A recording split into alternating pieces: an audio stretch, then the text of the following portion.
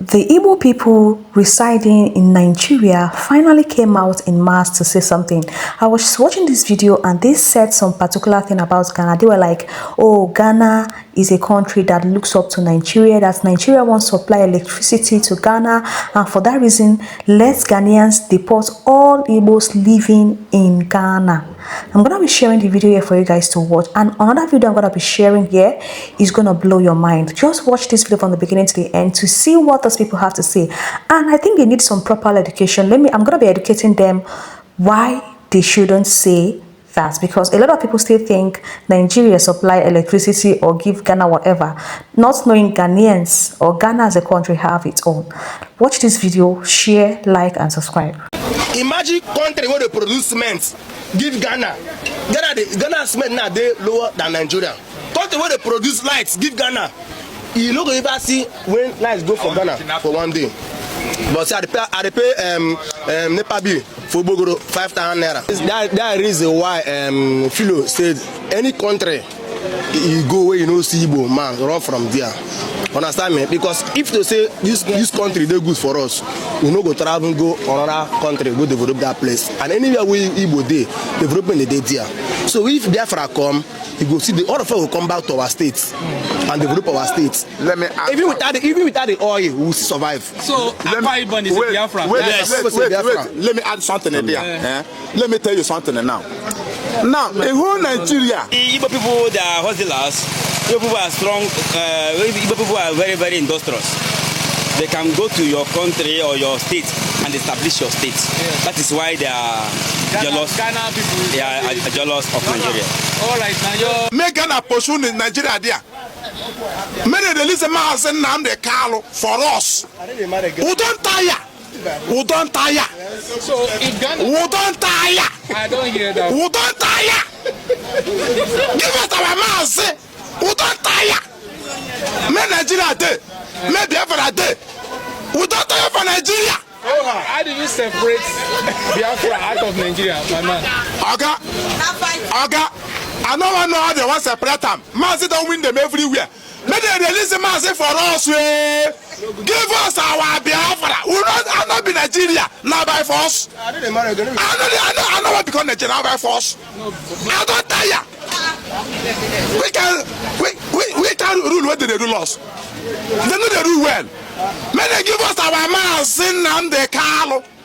Igbo people are contributing to Ghana economy, and that is the reason why most of Ghanaians who are business owners are not happy with it, because Igbo people make things very cheap in Ghana, and that is the reason why you can buy something at a cheaper rate when you go to a Nigerian store, an Igbo man store.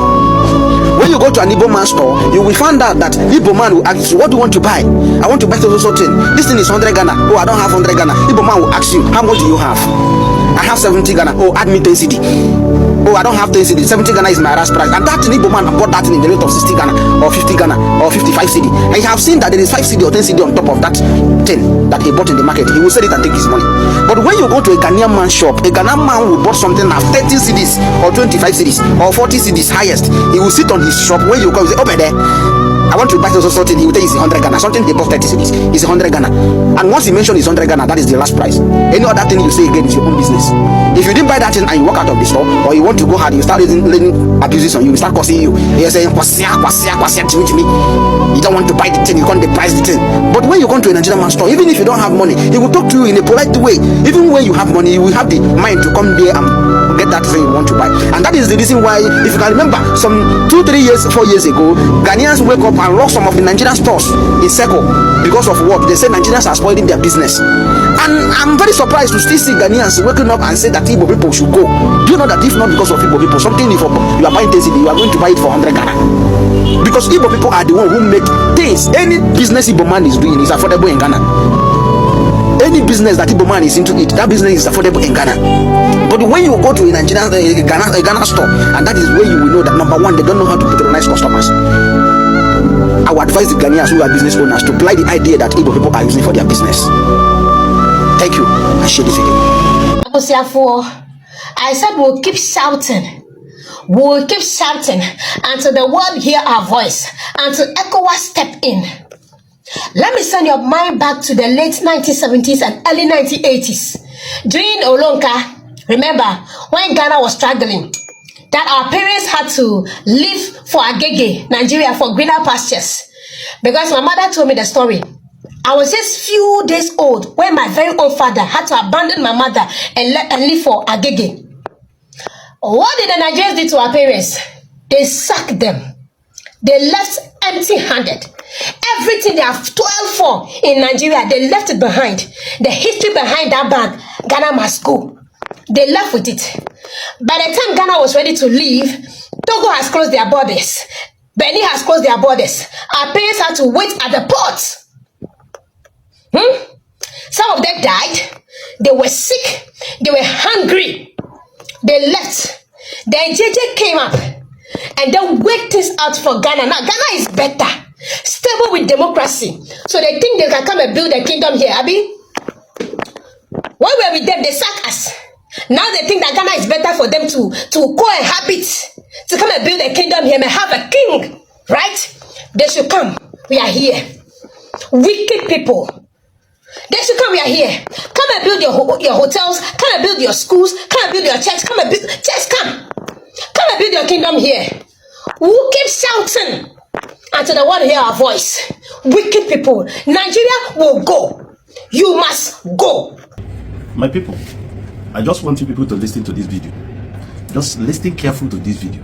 Take this opportunity to apologize to all my Nigerian brothers, both the state and the people of Nigeria, for I did not do justice when I was explaining about Nigeria must go, when I did explicitly explain everything that transpired when it comes to Ghana must go. So Nigeria must go. This is what actually happened. When history is being told, it must be told the right way. For we criticize the West for telling our history sadly, for not explicitly explaining what transpired. This is what transpired in Nigeria must go. The entire Africa was one. When Kwame Nkrumah became the Prime Minister of Ghana, up to when he became president, he called on everyone who had money to come and invest in Ghana, that Ghana was open to the entire Africa and Ghana was open for business and they should come and invest. Nigerians, wealthy businessmen, were of 90% of the investors who moved to Ghana to invest. And the population of Nigerians in Ghana by then were up to 2 million Nigerians living in Ghana out of the 2.5 foreigners living in Ghana by then. But when Kwame Nkrumah was overthrown by Kotoka and the rest, then came Busia in power as prime minister. When Busia came, he was a staunch opposition to Kwame Nkrumah. He never liked Kwame Nkrumah and the policies. When he came, the very first thing he did was to dismantle Kwame Nkrumah's policy and brought in the Alien Compliance Order. When he brought in the Alien Compliance Order, this seek to sack every foreigner in Ghana, and he knew quite well that of all the foreigners in Ghana, Nigerians were 90% of them, and they were investors and businessmen. They invested in cocoa, invested in infrastructures, invested in all sorts of business, manufacturing, transportation, you name it. So when he passed this order and he gave them a deadline to leave, the Nigerians had no option but to auction all they had, because they were suppressed by the government. And by then Busia passed this law that no foreigner should be engaged in. About 40 businesses he put down that no foreigner should engage in. So the Nigerians had no option but to leave, and it was a bad time in history. Nigeria had to auction their cars. Nigeria had to auction their houses. Nigeria had to auction their businesses, their farm. Most were not even able to auction their businesses. They left it, and the indigenous Ghanaians took over their businesses, their cocoa farm. They lost their lives in custody, and as a result of this, it affected, traumatized the Nigerians. Just imagine you took huge amount of business and money to invest in Ghana, and even when you are leaving, the hard cash money, the money you were supposed to take, the banks refused to give Nigerians more than £2,000, and these people had hundreds of thousands of pounds in their account in Ghana. The banks refused to give money, and these Nigerians were in huge migration crisis. So as this happened, within that period, they were auctioning things in Ghana. Life was good because Ghanaians were rushing, buying Nigerian product as cheap as possible. Everything came down. The moment a Nigerian left, life became hell for Ghanaians. The crisis Ghana faced, the hardship, all the way to that of the farming period of Ghana, started when Busia passed this Alien Compliance Law. The effect on Ghana when the Nigerians moved out, cocoa price fell. Okay, and also Ghana lost cocoa production from 50% of global production to 30% because the Nigerians were the one doing cocoa farming. The prices of goods doubled because the Nigerians were the ones who made it possible for the prices to be cheap. And when the Ghanaians were left to do businesses, they wanted to be rich as quick as possible and double the prices. And also transportation became a problem because most of the cars were owned by Nigerians. Nigerians had invested in transportation system, so this was the problem. And loss of jobs because the businesses and factories and cocoa business, the farming, were operated by Nigerians who had employed people. These people had left and jobs were lost. Okay, businesses collapsed. Ghana was in disarray. This was the start of Ghana problem that finally led to Ghana having famine. We would come to that for a latter part. What was the negative effect on Nigeria? Nigerians died. Yes, people who were in detention because the government held lots of Nigerians, and so some of them died in detention. What again? Nigerians lost houses, lost cars, lost businesses, money. The banks could not allow Nigerians to take more than 2,000 pounds from the bank because they didn't want this money to go. And these Nigerians had hundreds of thousands of pounds in their banks in Ghana. So this was a disaster. This was a problem. When the Nigerians returned, some were hoping to see back their loved one, but they had only to be greeted by the news that they had died in Ghana. This was a bad thing. Alien compliance law was what led to Ghana to fall in those periods until in the year 1985 when J.J. Rawlings went to Babangida to renew relations with Nigeria. That was when Ghana and Nigeria saw peace. Within this period, there was nothing like peace. So J.J. Rawlings moved to Babangida to make peace. But even when J.J. Rawlings moved to Nigeria, things were worse. Things were terrible for Ghana. Not until when President Kufuor became president of Ghana, year 2001, Kufuor moved to Nigeria, went to Nigeria and pleaded to the then president of Nigeria, Obasanjo, in the words of President Kufuor, not me, that Obasanjo is a gift to the African continent. Why did President Kufuor say this? Because when the economy of Ghana was in shambles, Ghana went hippie, meaning there was no money in Ghana. When Ghana was scattered, when the ones you call foreign donors, development partners, America, the Britain, you name it, all countries rejected Ghana. Nobody was there to come to the aid of Ghana. But Nigeria, and President Kufuor ran to Nigeria and laid down to Obasanjo. He didn't feel Obasanjo would help to say that, okay, we'll resume supply of gas to Ghana to supply electricity. When he went, Obasanjo surprised him. Obasanjo did not only ask Kufuor that they should resume gas supply to Ghana immediately, but also push the payments to almost 4 years back and also reduce the price for Ghana. And not only that, Obasanjo actually gave 30 million United States dollars to Ghana to buy cars for the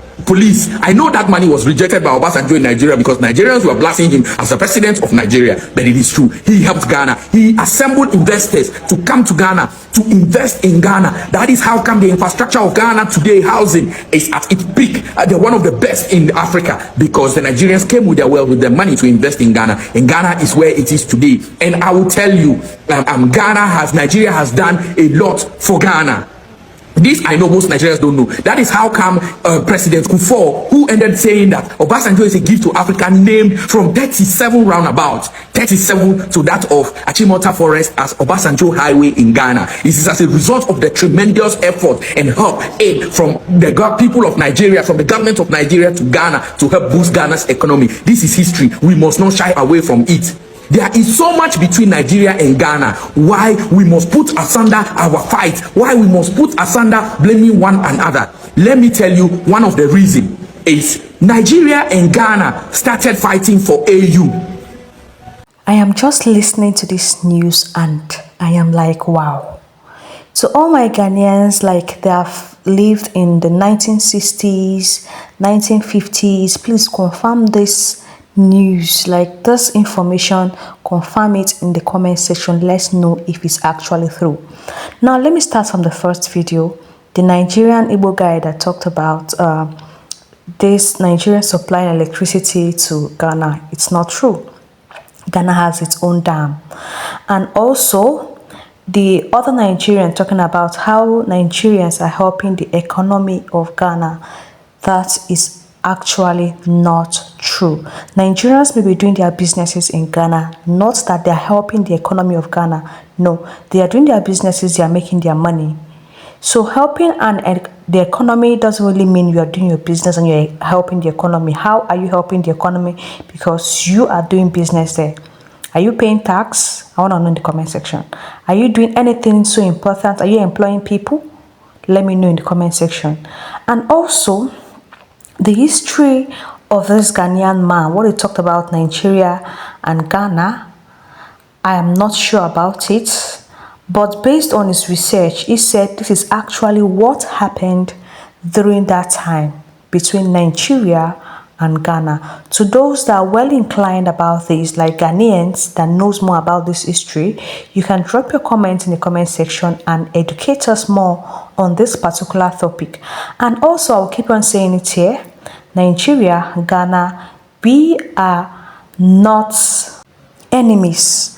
But the reason why Ghanaians are just against most Nigerians is because of the recent happenings in Ghana. And these happenings are being done by mostly Nigerians. When you check the record or when they are being apprehended, you see that those people are actually Nigerians committing some certain criminal activities in Ghana, and that is the reason why Ghanaians are actually angry. Most of the Ghanaians, they are just having this beef with Nigeria, like normally nothing Nigeria to them.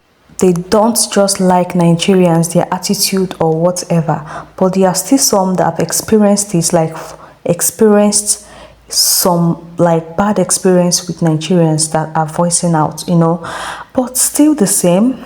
I will still keep on saying let's love lead. As Nigeria, if you are in a particular country, please try as much as you can to obey the rules and regulation of that country.